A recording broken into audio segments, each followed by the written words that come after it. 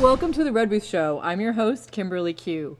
On tonight's episode, I have Koura Linda, who's a filmmaker that has been making films that have been winning in festivals all over the world over the last 3 years, and she has a great story, so come and join us.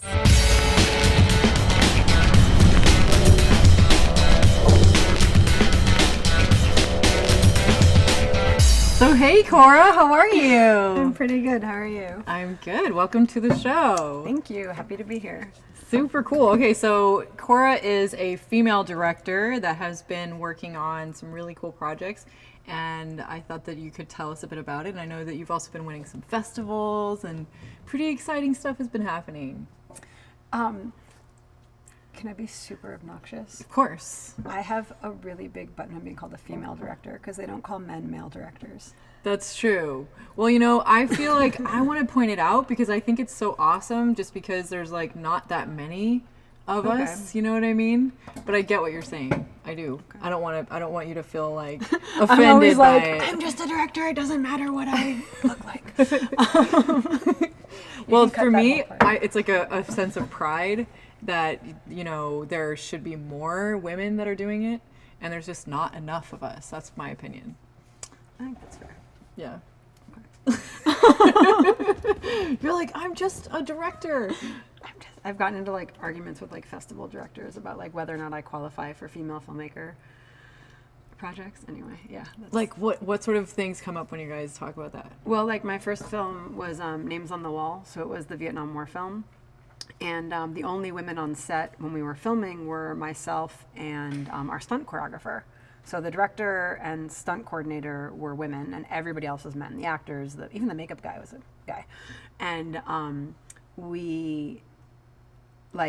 was trying to submit to different festivals, and I actually got into like this argument with one programmer who insisted that I did not qualify because my film didn't have any women in it.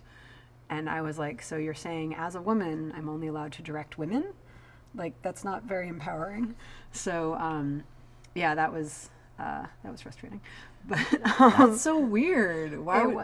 That was just their personal like preference, or it was that specific festival, and then we were trying to find other festivals, and like I finally found the Women's Festival in Philadelphia is ridiculous. Like, they are probably one of the most inclusive festivals. Like, anything, if you're a guy and you directed a film about women's issues, or you're a woman and you directed a film about literally anything, then you qualify to submit to them. And I thought that was really cool of them. And we've been back. I'm actually the first filmmaker to screen there 3 years in a row. Whoa. So we've been back every year for 3 years. But yeah. And what have you been screening at the festivals over the last 3 years? Oh gosh. So we started with Names on the Wall in 2016. Yes. Actually, wow. I remember because that was like a really interesting thing to me. I was like, wow. Okay, I know you don't like to be called a female director, but you know, for you to choose to do a war piece also is unusual. I was looking for a script that was a story that I felt would actually like mean something to the world. Like, there's so many short film scripts especially out there, and then there's a smaller number of good short film scripts out there, and then there's a very small number, at least from when I was looking, of films where like it really means something, and it has like, it's unexpected, and it isn't like shoving a message down your throat or just has no message. Like, there's like a balance for me. And when I read the Names on the Wall script, it was just such a human story, and I loved that it was set against the Vietnam War because it's a very acceptable way to receive that message without feeling like it's like being shoved down your throat. And that's probably my favorite feedback on that film, is that it isn't like, it doesn't feel like someone saying you need to think this way. Like, when you see it, people are just telling me like, wow, like that's a really powerful message said in a very like artistic way. So for those who haven't seen that, what would you say is the general concept of the message that you're trying to convey in that? The basic message for Names on the Wall is that, you know, we're kind of told to see the world one way, but when we stop and actually look, maybe it isn't that way. And the kind of tagline for that film is "Their War, Our Story," because the whole concept is that the Vietnam War was like a war of like governments, but when it came down to the actual people fighting, maybe they didn't necessarily share the opinions, or they had only the opinions they were told to have. And I could talk about the Vietnam War forever, but the gist of it is that these two guys start off, it's a Vietnamese soldier and an American soldier, and they start off with one opinion of each other, and their opinions get changed, and then they get changed again. Yeah. People can actually go and see it online, can't they? It actually was picked up for distribution. So you took it off everywhere. Okay. Yeah. That's exciting. Yeah, we're really excited about that. It was my first film, so we're pretty stoked to get, yeah. So just 3 years ago, you did your first film. My first full film as a director, yeah. That's amazing. Thank you. So we're going to take a break, but I'll be right back with Koura Linda. And welcome back to the Red Booth Show. I'm here with filmmaker Koura Linda, and we were just talking about the fact that you did your first film only 3 years ago, and now it's been picked up for distribution, which is so exciting. And I think that you have been sort of taking these very meaningful messages and making them your own. And I just think it's fantastic. So, Thank you. Yes, you were talking about Names on the Wall. What is it called again? Names on the Wall. Yeah, Names on the Wall. Yeah.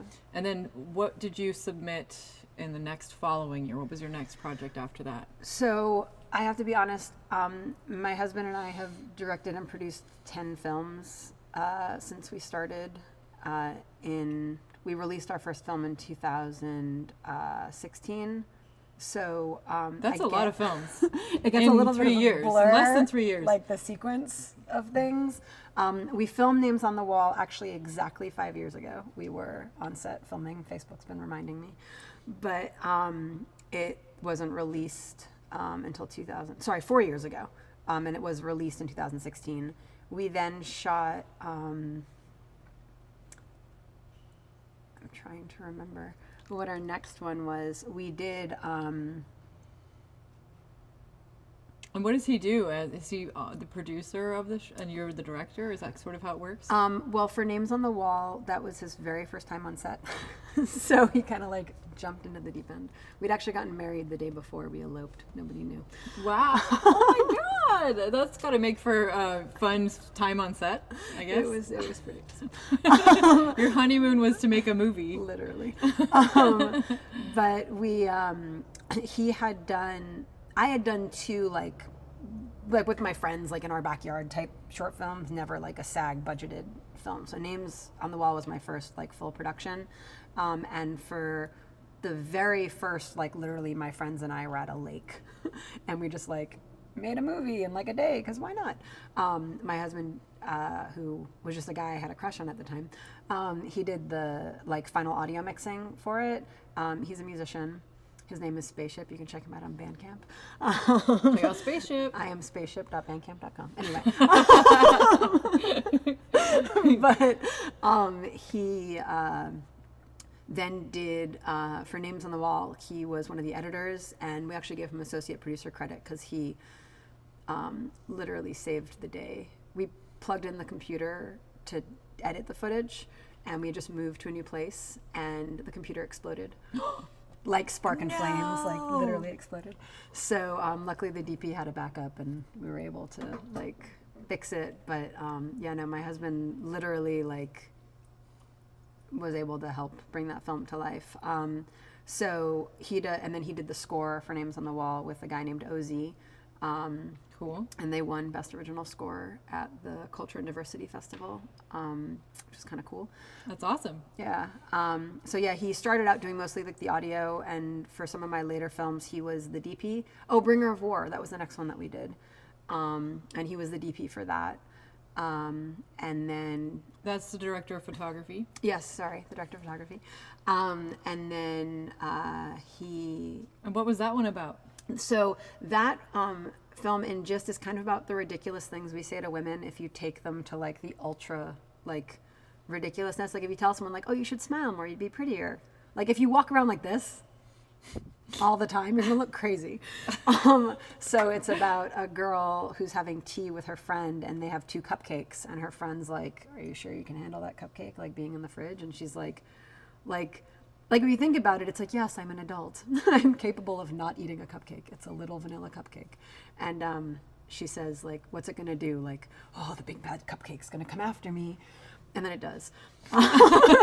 So it like comes to life and is like chasing her through the kitchen, and then everything becomes animated, and this like army of baby carrots comes and defends her. And so it's just supposed to be like a satire just on like these ridiculous things we say. Like, if you really think about it, like, it's kind of silly and really insulting to say to someone like, you and that cupcake over there, and it's just like, don't be rude. Don't make me slap you. Yeah, exactly. So that was the second film that we did, and that actually won Best Animation and was nominated for like Best Guerrilla Film. We did it for like $5. It was just like Names on the Wall was like taking off, and I felt like a one-hit wonder. So I was like, I should make another movie just to see if I can. And you did animation. How had you had experience doing animation before that? So I worked with 2 animator friends. One was an illustrator and one is an animator, but it was my first time directing animation. And then my husband's actually done a little bit of animation, so he helped. This is like the story of how somebody becomes a filmmaker, you know? So and the fact that it's like the first time you did each one of those things, and then they won all these awards and stuff. Like, you'd be pretty proud, I think. Yeah. That was probably the weirdest thing. Like, Names on the Wall, I was supposed to production design and produce. That was like going to be my focus. And through a series of Hollywood events, we lost our DP and director, and then we lost our investor. And then I had a cast and crew and location and script and no money, and no director and no DP. And we kind of like put it back together. And as I was like trying to like find another director to hire, the stunt choreographer looks at me and she's like, "You should just direct this." And I'm like, this is like a giant film with like a huge action sequence. And like it opens with like a 5-minute fight scene. Like, these guys are trying to kill each other, and they were like stunt trained, and like the Viet Cong is fighting with the style of hand-to-hand combat that soldier would have been trained with, and the American soldier is fighting with the style of combat that, like, it was like detailed. And then they fall into like this pit, and then like it's this whole thing. And I was like, So stunt choreographer Melissa Tracy took care of that whole section, and she was amazing. And then everyone was just like, "Yeah, you can do this. You should do this." And I was like, "I'm not a director. I've never been to film school." And they were like, "You can do this." And I was like, "Ugh." So I cried the night before, and then I showed up on set. That's badass. And just did it. So, yeah. All right, we have to take another break, but we'll be right back with filmmaker Koura Linda. All right, welcome back to the Red Booth Show. We are here with filmmaker Koura Linda. This is so exciting. Okay, so this is actually really special because this is your first interview on camera, talking about being a director, and she's not used to being in front of the camera because you're normally behind the camera doing directing. But I think your story is really cool and really fascinating. So I'm glad you're sharing it with us. I'm glad to be able to share it. It's an honor to be here, and I'm not just saying that. That's cool. I mean, the fact that you just took on that project when everything sort of fell through, that's pretty, I mean, do I say ballsy, or is that not correct either? She's Over like, easy. Over easy? What do we say for, there's so many Awesome. funny, like. I don't know. People, like, I've been to, like, obviously, like, I've done like so many festivals and stuff like that now, and I met so many people who are like, "Oh, it's so hard and it's so complicated and it's so that," and like, not that it isn't work, because it's a lot of work. And like the whole, like, how we lost what we lost in the beginning of that project, and then getting it back together again, and then getting through everything, and then the computer blowing up, like, it was definitely like, there were a lot of times where it would have been easy to just be like, "This is ridiculous." No. And you have to just keep going. Like, it's not going to be easy, but it's not that hard. Like, it's, I don't know, a friend of mine once said to be like water. Like, if water is like going through the earth and it hits a rock, it just Goes erodes the soil next to it and keeps going. And like, that to me has kind of been like, you know, we did our first film, and then it was like screening like internationally, and it was like winning award after award after award. That must have been mind-blowing, actually. It was surreal. I felt like a cheater. Like I was like, I don't know what's going on. I felt like I didn't want to be one of those like one-hit wonders, you know? So I was like, okay, well, let me see if I can do another one. So we're actually, we were at the Cinema at the Edge Film Festival where we won the Audience Choice Award. And we,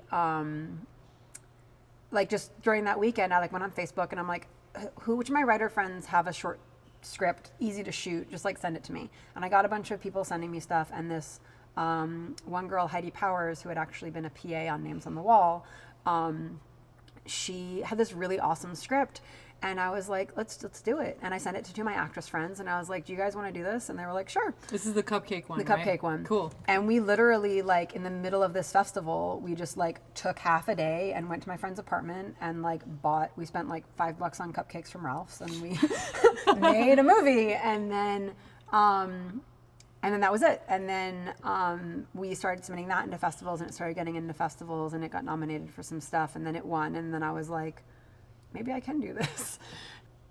We did some 48-hour film projects. I directed one called Sisters of Circuitry.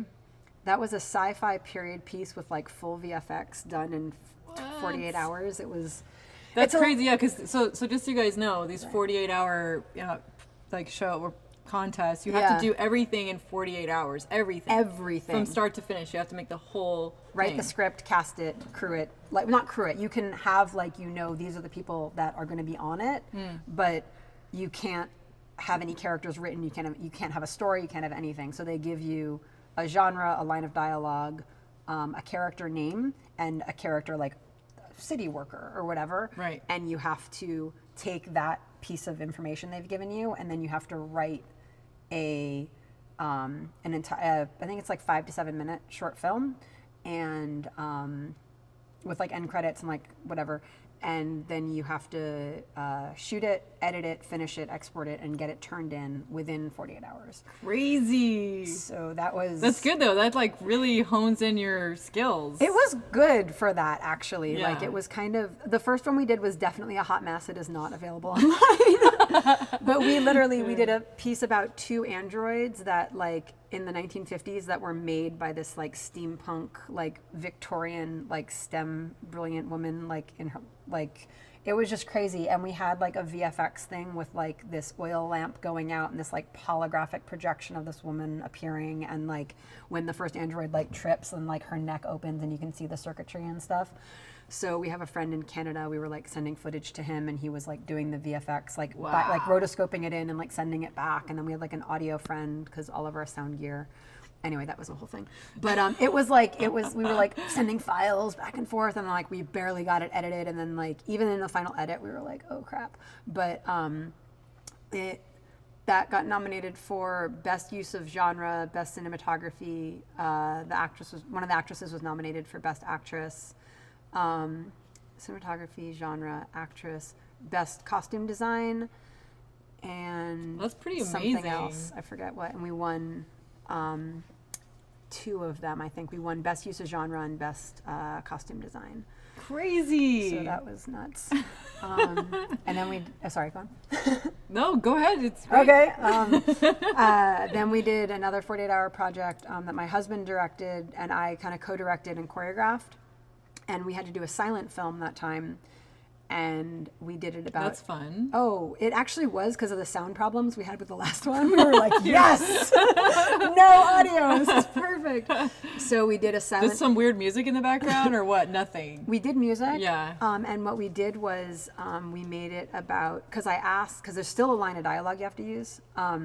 So I asked if we could do it in sign language. And so one of my best friends teaches ASL, and I was like, oh, maybe she can help. So they said yes. So we basically made it about a dancer who had a child star who had lost her hearing in an accident and was basically trying to learn how to dance again. But like everyone who talks to her uses like a text message thing, because like she never learned sign language. And then she like meets this guy who like takes her to a dance teacher who knows how to work with deaf dancers, and it ends with like this. Well, I'll just say we won a best choreography award, so that was kind of fun. I love it. That's so cool. And that was my husband's first time directing. And he jumped like first time fully directing. Not he's done documentaries, so it was directing a narrative. It was a 48-hour film project, and he just like jumped in there. Yeah. And it was nominated for best score. I don't remember. It was nominated for some stuff. Okay, cool. Yeah. Well, we have to take another break, but that's amazing. I'm so happy for you guys. We'll be right back with Koura Linda. Okay, welcome back to the Red Booth Show. I'm here with filmmaker Koura Linda. Hello. Hello. It seems like everything you touch just turns into magic. That's what it seems like to me. I wish. It's pretty cool, and you're choosing stories that I think are very intriguing to people. So I think you've got the right idea. You know, you're definitely doing amazingly. And I know you said you have another film that you're working on right now developing. Yeah, we just optioned. It's going to be Space Dream Productions' first feature film. So we've done a bunch of shorts. We've done a bunch of documentary shorts. We have a couple things in post right now that we're working on finishing. There was this script that I read called Comic Relief, and I really just loved it. One of the tips that I had been given just through like various like mentorships and stuff like that was to look at a script and see what happens when you flip the characters. Because writers will tend to write for a man or write for a woman, but so women kind of end up always doing the same thing, or men kind of, and you get these like kind of like worn out rows of characters. And I was reading it and I was just like, I wonder what would happen if the lead was female. And then I went back and was reading it, and I knew an actress, like as soon as I started reading it, I was like, oh, this could be so cool. So I started working with the writer, and I asked him if he'd be cool, like flipping, and he was kind of like, whoa. And I was like, look, don't touch anything, leave it, just change the pronouns and change their name, that's it. And then like, so now the lead character is a children's party clown who wants to be a stand-up comedian, and her best friend is a PR agent who's also a woman who's engaged to a male nurse who doesn't know how to fix a stove, and he has to like Google it. And it is this really cool story of kind of like overcoming like yourself to get to your goals. And it's been through a bunch of rewrites. We're in kind of like the final stages of like getting it ready for actual launch. And it's kind of a story now of just kind of finding your beginning. It's different in that like she gets booked on a car commercial. Usually a woman in a car commercial is either like the mom or the woman buying the car or the sexy bikini lady laying on the car. But she's a clown, so she's literally wearing a clown like with full makeup, and she's like this is her in the car commercial. Oh my God. And like she goes to this 21-year-old birthday party, like hires her because the guy's like, I'm gonna hire a party clown as a joke for my friend. And she's like, I would have hired a stripper, but okay. But they don't want her to be a stripper. They want a party clown. And she's like, you know, making balloon animals and doing shots. But it's funny. I don't know. I think it's funny. And I really, really, really love this character's heart. And I feel like indie films tend to fall kind of different ways. And I feel like this film doesn't, hopefully, like obviously I still have to make it.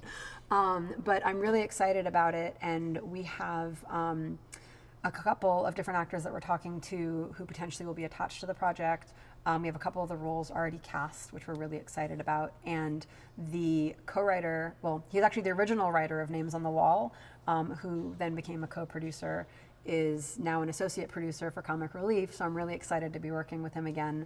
The lead from the Cupcake movie, actually, who had a cameo in Names on the Wall. She's the lead in this. I'm kind of... That's so cool. Well, you end up female working with Joss the Whedon. same people because you like what happened. Like, that's what I've noticed when you, especially in indie film. Oh, yeah. When you find people that really click and you can do stuff on set and it's like, it goes great, then you're like, yes, this is the people that I want to have around, you know? It's definitely like that kind of kindergarten mentality of you have to get along with everybody. Like you have to be nice and you have to like be respectful, but you don't have to invite them all to your birthday party.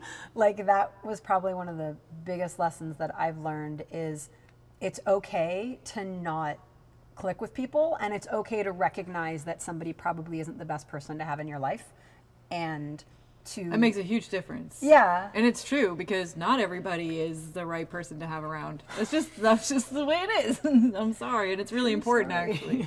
It's really important. It is. Especially when you're being creative, I think, because you can kill someone's creativity with all kinds of negative BS, and you got to keep that totally out of the scene and off set and out of your life. It's definitely like the very like first wave of names on the wall was kind of like, okay.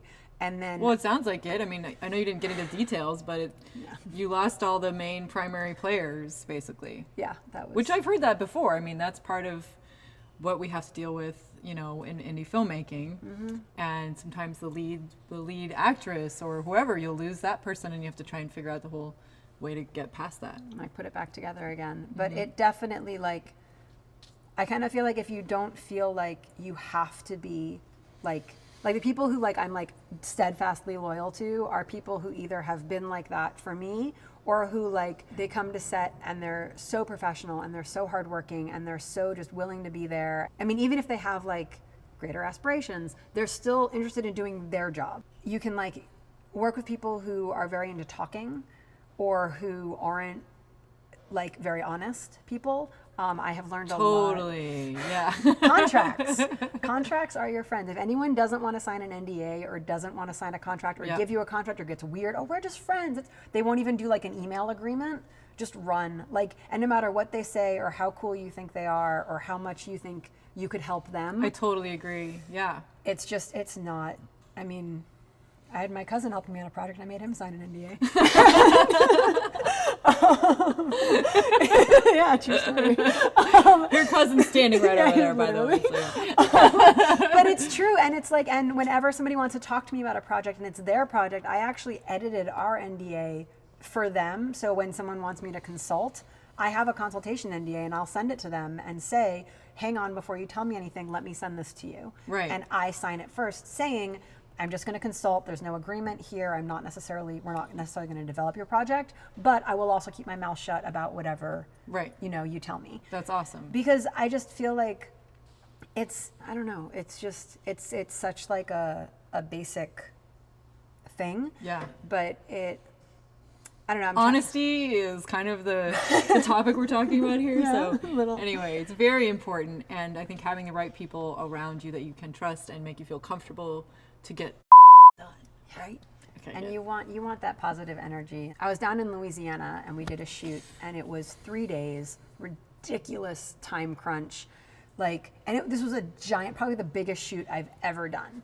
And we had our first call time, I think, was at 6 a.m. and our last call time was at 6 p.m. 3 days where it shifted later. It was day, and then the next one was splits, and the next one was just night for night, straight through sunrise. We were dealing with lots of different locations. On the splits day, we had a 2-hour crew move. We had to go to a location and then go back to another location just because of anyway, whatever.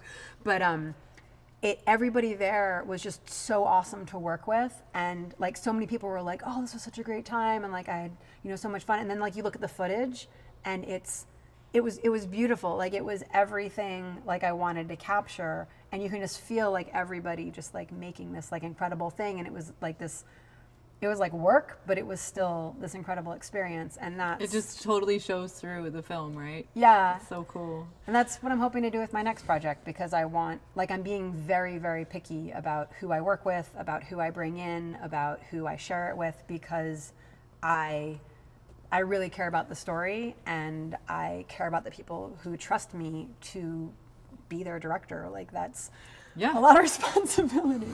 But yeah. Well, I'm so proud of you and so happy for you. And I've been watching you doing bigger and bigger things over the last years, on Facebook and in person. It's so exciting. And this is a great story. I hope it inspires you guys out there to go and start making movies, okay? And definitely go and follow Koura Linda and find out about her features as they keep coming out. Space Dream Productions and Comic Relief on Facebook, and don't look at our website right now because we're fixing it. But on YouTube, Space Dream Productions, I'm going to be trying to put together videos just to help with what I've learned over the years, because I feel like it's... Yeah, we could keep going on for a long time. We're already over time right now, but we have... You guys now know about her, and go learn from her and follow her, and Thank you so much for being on the show. Thank you for having me, seriously.